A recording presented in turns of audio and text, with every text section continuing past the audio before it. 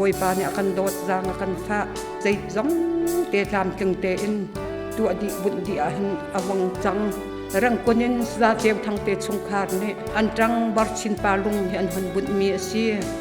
zubili lung kha arok cha a tu tan chungrung dot pa ahin azai si zong hana bun chi siu an ti le kha lung dot kha den makin kata ngun thong din te chungkhar an sia zuet e in kafa le lian thu te chungkhar chanok te chungkhar nu tha te chungkhar sinha se kwami da khri pha bu zong ni khan an kan bom chu chun kil toy pa zong ni khan akan bom chu chu zu bili lung kan phun kho nak chu si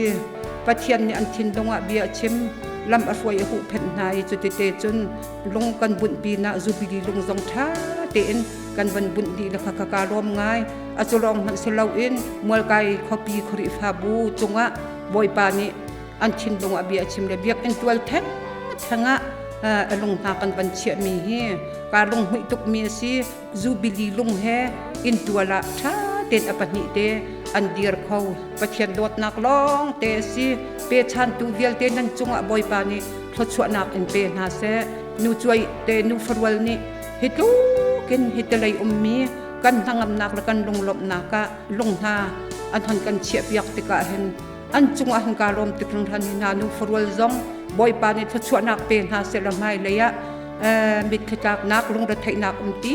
lawin kan pa cho boi pa ni pe alak chang cho boi pa sin adin chang kan ni zong ama ke ne tu khe azul khomi la doi khomi kan si kho nak nga ti in lung putru nak tha zong an nei kho nak ha tha cham piak na sip lo boi pa ni thlo chua nak pe kau na se ti kha ka banin cha na survil se lai nan chunga ka lom tok